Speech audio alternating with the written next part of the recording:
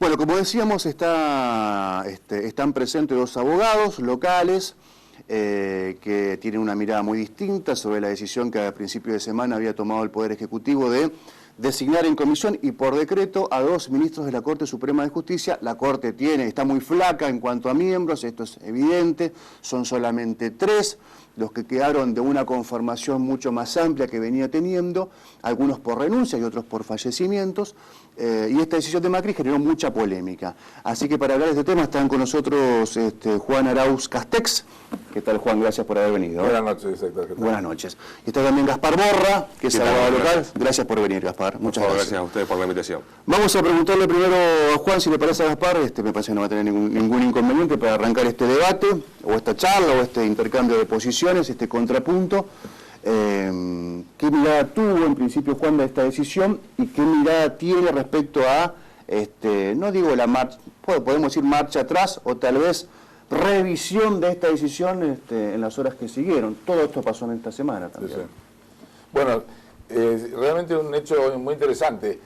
En primer lugar hay que analizar la importancia que tenía la designación de ministros de la Corte por una necesidad que es urgente, que está casi colapsada por la renuncia del doctor Fait y del doctor Zaffaroni.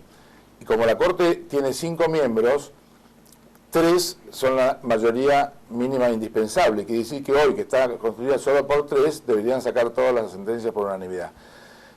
Y si no, convocarlos con jueces. Entonces la designación era muy importante.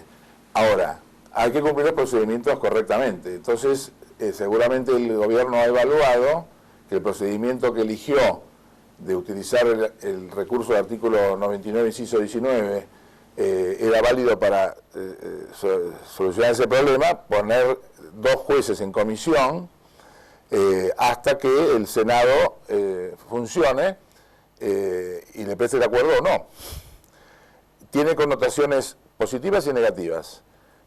La cuestión es, en la escala de valores, ver si lo positivo supera lo negativo en cuanto al interés de nombrarlos o no. La necesidad más que el interés de nombrarlos.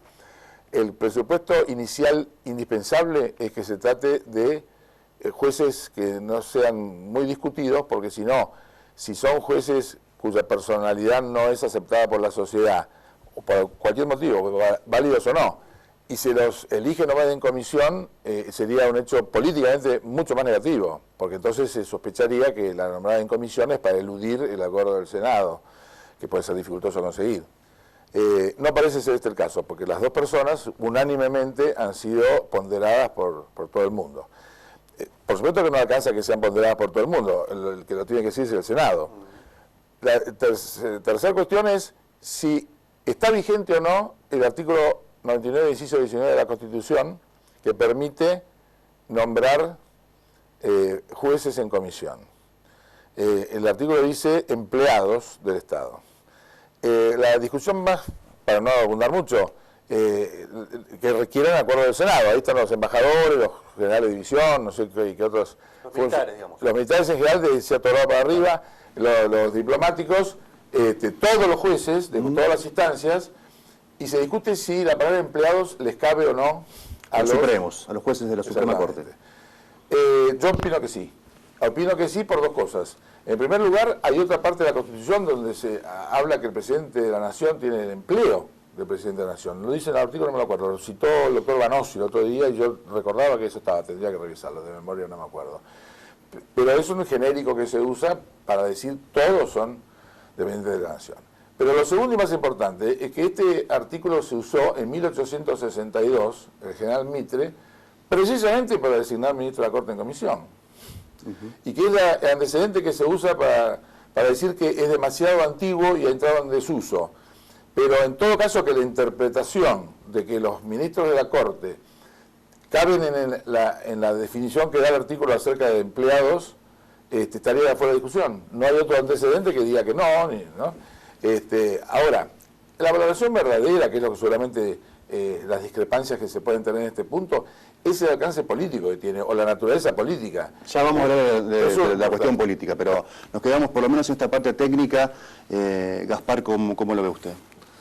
Sí, yo la verdad que no por supuesto que respeto el planteo del colega, pero no lo comparto, la verdad que en este punto en nada. ¿Por qué? La Constitución es clara, en el artículo 99, inciso cuarto, establece cómo deben designarse los jueces de la Corte Suprema de Justicia. Y lo dice clarísimamente, una norma específica, con el voto favorable de 2/3 partes de los miembros presentes del Senado de la Nación. Es decir, hay una norma específica, que es el 99, inciso cuarto, que nos dice, nos obliga, como proyecto constitucional, que en definitiva la Constitución es un proyecto político del Estado, cómo designar los jueces. El inciso 19 al que alude el colega es una norma genérica que, como él bien planteaba, se ha utilizado básicamente para empleos militares y embajadores, porque hay que cubrirlo con urgencia, pero fíjense ustedes que este artículo 99, inciso 19, habla incluso primero de urgencia. Acá urgencia realmente no hay, urgencia objetiva, porque hay 3 jueces, la Corte está funcionando perfectamente. Se puede aludir al mecanismo de los conjueces si hace falta ante un desempate. Se puede aludir. Echar mano a ese mecanismo que está previsto. Como ya ha pasado, Cintia Gómez, camarista de Paraná, numerosos ha casos. fallado en el caso, numerosos casos, ¿no? Pero y además de que se puede acudir a conjueces, que es un mecanismo perfectamente legal, constitucional, desde toda la vida se lo ha empleado, el Poder Ejecutivo podía convocar asambleas extraordinarias si consideraba había que de urgencia, y que se tratan los pliegos y obtener la mayoría que exige la Constitución, porque no es, lo que es importante que la audiencia tenga en cuenta, que no es una sugerencia de la Constitución. La Constitución tiene mecanismos rígidos, como lo ha dicho la Corte en 2 fallos muy recientes con esta integración, de que esta garantía que da el 99, inciso cuarto, que pase por el Senado en los pliegos, es un límite al Poder Ejecutivo.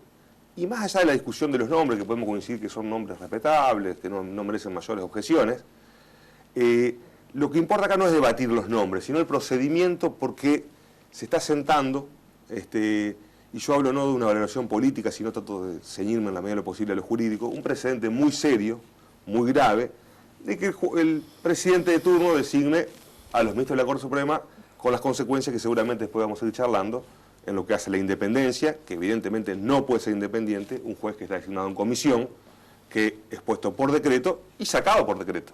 Eso hay que tener en cuenta. ¿Dónde está la independencia de un juez que antes de firmar la sentencia tiene que preguntarle o pensar qué es lo que piensa el presidente, porque el presidente le puede retirar su pliego? ¿Dónde está la independencia de un juez que, si llegan a asumir ahora, el Senado les ha dicho que les va a rechazar los pliegos?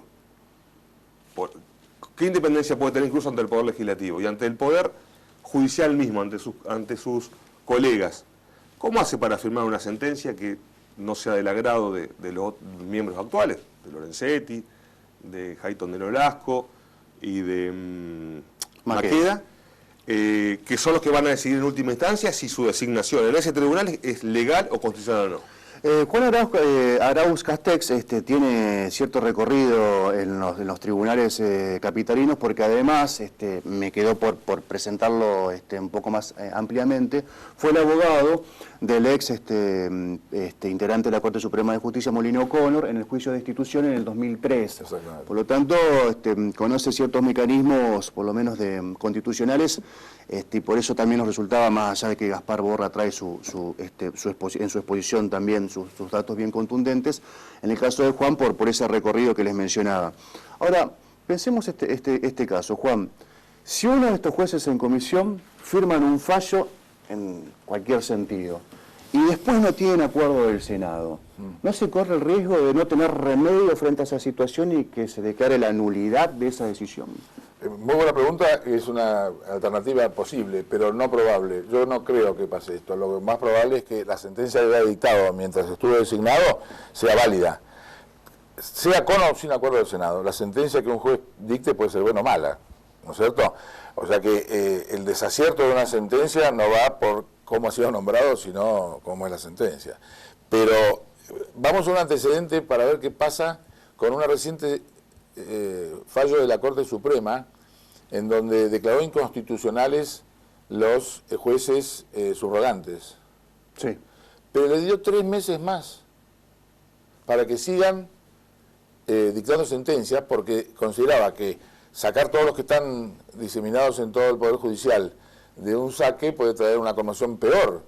Y entonces la República está tolerando que haya una cantidad de fallos dictados por jueces que expresamente se ha dicho por la Corte que están designados en forma inconstitucional. La seguridad jurídica nos indica que la sentencia que esos jueces dicten va a tener que ser aceptada o rechazada por una apelación, pero nunca porque no tenían facultades para dictarla, porque sería un escándalo político. Pero es bastante contradictorio que la Corte diga que la designación de una cantidad de jueces es inconstitucional, que además no tienen acuerdo del Senado. Hace mucho que estamos llenos de jueces que no tienen acuerdo del Senado. Bueno, y sin embargo, la propia Corte dice que sigan 3 meses más dictando sentencias. Y no está la Corte esperando que todas esas sentencias se las anulen. En cuanto, realmente muy interesante el planteo del doctor Borra, que todos los puntos que ha señalado son justos para discutir el tema, son muy interesantes. Comparto algunos de ellos, ¿no? No la antítesis entre el inciso 4 y el 19, agudamente señala que es un artículo genérico el 19 y uno genérico no tiene la jerarquía de uno específico, ¿no? Como la jerarquía de las leyes, me parece que iba ahí el doctor. Pero sin embargo, sí, todas las leyes tienen otras leyes reglamentarias que las pueden condicionar en su funcionamiento. Lo que tenemos que saber es si el inciso 19 se refiere o no a los ministros de la Corte. Porque lo que se dice es que pueden estar excluidos, vayan todos los embajadores, todos los militares, pero no los ministros de la Corte. Eso es una interpretación posible. Otra es que sí se refiere a los ministros de la Corte. Si se refiere a los ministros de la Corte, el inciso 19 tiene la virtualidad de modificar o regular o ¿cómo se llama? Decreto, reglamentar, digamos, reglamentación auténtica sería en este caso, interpretación auténtica, porque es el mismo, el inciso 4, ¿no? Efectivamente, el mismo procedimiento funciona para los jueces. El doctor Borra no discute que los jueces sí pueden ser nombrados en comisión, porque supongo, ¿no?, que los excluidos serían los ministros de la Corte por la jerarquía y no se puede considerar empleados. Y además, el hecho de que sea la propia Corte Suprema de Justicia la que decida de la validez de la designación de los que están integrando la Corte en comisión, eso puede pasar todo el tiempo y el recurso es que se excuse y eventualmente que se excusen todos los ministros de la Corte y vengan a la Corte con jueces, ¿no? Gaspar, coinciden que esta situación que le planteaba recién a Arauz Castex de no correr el riesgo de no tener remedio frente a una decisión que adopte un ministro en comisión, si después ese ministro no tiene el acuerdo del Senado? Sí, sería una situación inédita en la historia institucional argentina, porque este procedimiento, como bien señalaba el doctor Arauz Castex, se utilizó en 1860 con algunas particularidades que no viene el caso a abundar, pero en la historia institucional argentina realmente nunca se designaron jueces de esta manera. Algo que es muy interesante señalar es lo siguiente. El fallo de la Corte al que usted aludía, que declaró la nulidad de la designación de conjueces, fíjese que esos conjueces tenían acuerdo del Senado. Tenían acuerdo del Senado, esos conjueces. Lo que pasa es que era mayoría simple. Y la Corte dijo en la causa Aparicio con mucha claridad que para ser juez o conjuez de la Corte hace falta cumplir el procedimiento del decreto 222, que es la audiencia pública, la exposición de los antecedentes, que la ciudadanía pueda criticarlos, y pasar el filtro o tener, ¿no es cierto?, el acuerdo de 2/3 partes de los miembros del Senado de la Nación. Es decir, los otros jueces tenían acuerdo, pero por mayoría simple, y fue declarada nulidad. Estos dos jueces que no tienen ningún acuerdo, ¿qué va a poder decir la Corte cuando tenga que expedirse? Por eso realmente que quizá las palabras de Lorenzetti, cuando dijo son bienvenidas las personas, aludía a la calidad de los profesionales propuestos, pero dijo, no me voy a expedir del mecanismo, porque realmente, salvo que cambie radicalmente la postura de esta propia Corte, de estos nuevos fallos, no va a poder decir que es constitucional lo que dijo hace muy pocos meses de que no lo era porque no tenía el acuerdo del Senado. Es decir, y hay algo entonces que es más endeble esta situación última, incluso que aquella aprobación simple en el Senado de los jueces y conjueces. Y claro, porque en el otro supuesto tenía aprobación del Senado. Claro, tiene un trámite en el Senado, pero no con la mayoría especial Claro. que exige la Constitución. Es decir, para redondear la idea, Sí. si con mayoría simple del Senado fue declarado nulo, sin un solo voto, ¿qué puede decir la Corte? Y para terminar la idea, el artículo 110 de la Constitución habla de la estabilidad de los jueces. ¿Qué estabilidad tiene un juez en comisión? No tiene ninguna estabilidad. Entonces, realmente creo que hay que tratar de apuntar a la cuestión jurídica y evitar, por lo menos en este ámbito, tanto la cuestión política, porque bueno, la materia política es opinable, pero la Constitución, con todo respeto por la opinión suya, doctor, creo que en este punto, sinceramente no admite muchas dudas, ¿no? Pero es mi humilde opinión. Juan. Bueno, acá discrepo más contundentemente en la opinión del doctor Borra, en el sentido de que tienen acuerdo del Senado, pero con mayoría simple. Si la mayoría tiene que ser de 2/3, no tienen acuerdo del Senado. Y segundo, por esa razón, dice que no pueden ser jueces, pero los deja 3 meses más. Eso es menos que tener estabilidad, ya los echaron, pero dice que sigue dictando sentencias. Entonces, ¿por qué? Porque por un tema de seguridad jurídica y practicidad, se permite que dicten sentencias personas que están tachadas porque no tienen acuerdo del Senado, si es que tienen simple, porque eso no es acuerdo del Senado, el acuerdo es acuerdo de las 2/3 partes, y lo declararon nulo.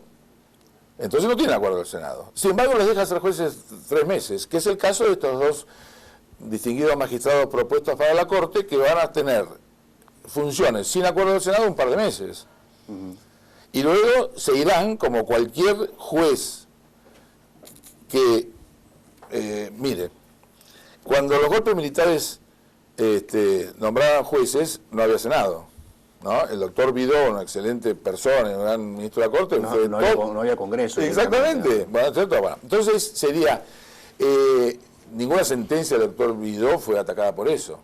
Sí, pero estaban interrumpía todas las garantías de la Para Constitución. lo que es esto, los jueces que estaban nombrados cuando vino el año 83, yo me remonto al 73. El 73 había un montón de jueces nombrados sin acuerdo del Senado porque no había Senado. Y se les dio un año hasta que terminara el plazo para ver si tenían o no acuerdo mientras estaban dictando sentencias.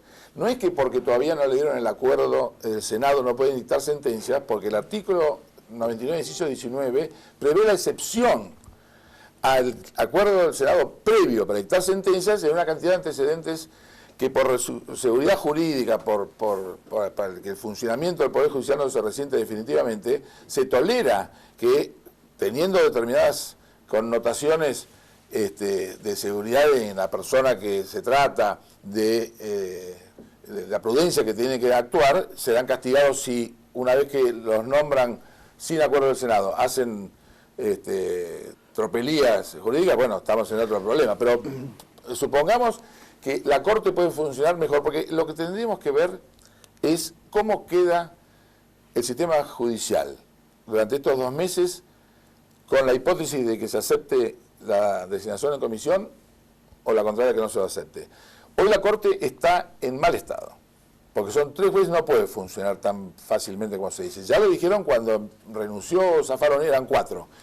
Y dijeron en ese momento... Que hay una situación de urgencia, como no cree que... Tengo la noticia de que es un pedido del presidente de la Corte. Por favor, designen los ministros cuanto antes. Esa urgencia es suficiente como para que se adopte. La idea del doctor de que nunca se usó no alcanza en una norma positiva constitucional para derogarla. No se usó nunca. Bueno, un día se usa y si es válida, es válida. La discusión es si es o no válida, ¿no es cierto? No está derogada. Un constitucionalista muy afamado, para mí cometió un error diciendo que entró en desuetudo. La desuetudo no va para la norma positiva, va para las consuetudo, para inveterada consuetudo, que cuando se deja de usar, por la misma razón que se consideró válida como ley, una costumbre, pero una norma constitucional, si uno empieza a buscar en todos los códigos, en todas las leyes, artículos vigentes, pero que nunca se usaron, voy al juzgado y le digo, no me aplique este código porque de 1890 no se usa, así que no lo acepto. Eso no. Es absolutamente válido para mí y vigente el sistema de designaciones en comisión. Aparte, nunca se usó para ministros de la Corte, pero sí se usó para otros para otros jueces, que también requieren acuerdo del Senado. Entonces la discusión no se centra en si tienen o no acuerdo, sino se centra, para mí, en si alcanza el carácter de empleados a los jueces de la Corte. ¿Son empleados los jueces de la Corte? No, de ninguna manera.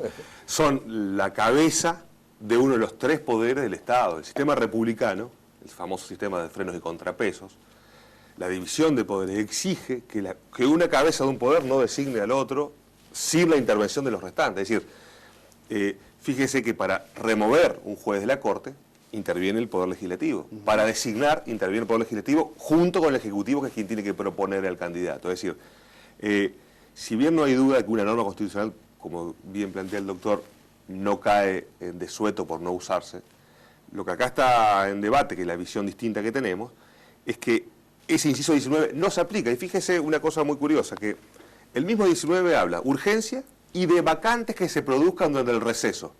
Eso sería aplicable solamente al doctor Fait. El doctor Zaffaroni renunció antes. Es decir, la vacante de Zaffaroni tiene un año. O sea, ni siquiera interpretando ese artículo literalmente sería aplicable al caso. Entonces, lo que es muy importante tener en cuenta acá, que cuando hace uno un análisis constitucional, tiene que ver a qué resultado llega también. Es decir, leer la letra, porque la Constitución se interpreta de forma rígida, no amplia, como bien planteaba el doctor, tiene que ser rígido, es lo que dice la Constitución, no es lo que uno quiera.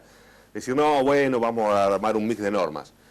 Y ver a qué resultado llega. Y el resultado que se llega acá es que un presidente designa por decreto a la cabeza de un poder y designa a las personas que van a terminar decidiendo en última instancia por su libertad, por sus bienes y por su honor. Porque eso es lo que decide la Corte Suprema de Justicia, es la última razón. Entonces, al margen de la opinión política que cada cual pueda tener, que son legítimas, cada cual puede, creo que en este punto, y por eso he aceptado gustoso tu invitación, es que hay que ser claro de que no se puede designar jueces por decreto, porque estamos abriendo una caja de Pandora para que el día de mañana designen a quien sea, al que les guste de ahora, estarán contentos en esta oportunidad. Pero ¿qué van a poder decir si mañana otro gobierno, como nunca lo hizo ninguno, porque no lo hizo Perón, no lo hizo Ilia, no lo hizo Frondizi, no lo hizo Alfonsín, no lo hizo... O sea, ningún gobierno democrático, salvo los de facto, como mencionaba el colega, han nombrado jueces sin acuerdo del Senado. Entonces, ni siquiera en el extremo de que el Congreso no sesione y extienda, elastice en el tiempo esta posibilidad de pasarlos, de aprobar su pliego en una discusión parlamentaria. Digo, en Santa Fe, lo hablábamos en otro momento también, Santa Fe, si los pliegos no tienen la aprobación de la Asamblea Legislativa porque no tiene quórum, quedan aprobados de forma ficta. Hay una norma que especialmente lo autoriza. Está bien, pero porque se encontró esa situación como un remedio a evitar que quede despoblado parte del Poder Judicial y que colapse incluso mucho más. No, disculpame que te interrumpa. Sí. Eso es la Constitución de la provincia de Santa Fe, expresamente establece ese mecanismo. Lo que estamos hablando es el mecanismo constitucional nacional, que es otro. Pero ¿no? le pregunto, ni en el caso de que, por ejemplo, el Senado no sesione por largo plazo y la Corte se encuentre en una situación para Juan de urgencia, para usted no, supongamos que está en urgencia, ni siquiera en ese supuesto de que se extienda en el tiempo la situación de que no sesione el Senado, no hay que echar mano nunca a este decreto de designación en comisión. Mi humilde opinión no, porque si ocurriera eso, supongamos que alguna tragedia y de golpe no tenemos se cae el avión donde van todos los integrantes de la Corte. No tenemos ningún integrante. El mecanismo, mi humilde opinión, sería convocar una asamblea extraordinaria, el decreto 222, que es el que regula los antecedentes, que lleva un tiempo, se lo puede dejar sin efecto por otro decreto, y en una semana se tiene jueces, en 2 días, en 5 días, es decir, en lo que demora ese trámite extraordinario, ¿no? Es decir, la urgencia hay que tener cuidado porque se emplea como mecanismo de excepción cuando, reitero, en mi opinión, acá no hay ninguna urgencia porque la Corte está funcionando y aparte están los conjueces que pueden resolver o suplir cuando hay un problema de falta de mayoría a la que aludía, ¿no es cierto?, el doctor. Gaspar, usted integra un grupo o forma parte de un grupo de abogados locales que durante la semana también se interesó en manifestar esta posición. Creo que son cerca de 100, incluso me han comentado abogados locales. que no sé si le exigían o le proponían a la conducción del Colegio de Abogados un pronunciamiento al respecto. ¿En qué quedó? Bueno, han cambiado las cosas, también se ha retrasado esta situación por lo menos hasta febrero, pero ¿qué eco ha tenido este reclamo en la conducción del colegio? Empezamos con este grupo de colegas que no se puede permitir, y como abogados tenemos que estar al frente de esa cuestión para, en una forma muy sencilla, ¿cierto? Informar, ilustrar a la sociedad y decirle, mire, esto no se puede por esto y esto, y poniendo las razones.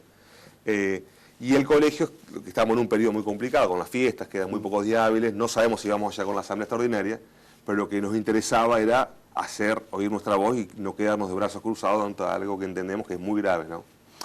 Supongamos, Juan, que lo llamaba Macri a usted y le proponía un lugar dentro de las vacantes. Usted le iba a decir seguramente, es constitucional según mi criterio la decisión que vas a adoptar o que va a adoptar. Sin embargo, le hubiese dicho todo esto que estamos charlando, que sería mejor hacerlo de otra forma. A ver, cuando hablaba el doctor me estaba por comentarle que me inclino por darle la razón en unas cuantas cosas que acaba de decir que son muy interesantes, y a la luz de lo que pasó se engancha con esta otra pregunta, que es lo siguiente. El tema de la discusión si es válido o no lo que se hizo, cuando se centra, por ejemplo, en que tiene que tener acuerdo del Senado sine qua non y no pueden trabajar ni un minuto sin acuerdo del Senado, yo sostenía que hay otros casos como este, ¿no?, en donde no tenían acuerdo del Senado y la Corte dijo que sigan siendo jueces un tiempo más. Segundo, el tema de si hay o no urgencia, es un tema de apreciación. Me inclino por darle la razón que si, porque él dice, no se puede nombrar porque tampoco había urgencia, hay otros procedimientos. Eso no invalida entonces la posibilidad de hacerlo si sí hubiera urgencia. Ahora, creo que efectivamente la valoración si hubo o no urgencia, a lo mejor no fue bien apreciada por Macri, por el presidente, y reaccionó bien en todo caso, porque yo tengo la noticia de que la Corte le pedía al Poder Ejecutivo que nombrara urgente, no le estaba diciendo cómo, si, claro, hágalo, pero hágalo bien, la verdad dicho, ¿no? Entonces, Macri se decidió, teniendo dos candidatos muy aceptables y que suponía que no se iban a discutir, y con algún asesoramiento, a nombrarlos por decreto. En cuanto que son nombrados por decreto y que son muy delicadas la función que van a cumplir, todos los ministros de la Corte son nombrados por decreto, todos. El decreto lo designa. Y luego se desata el procedimiento de acuerdo y del 222, cosa que en este caso también se desata, solo que con una excepción, por la urgencia, empieza a trabajar antes.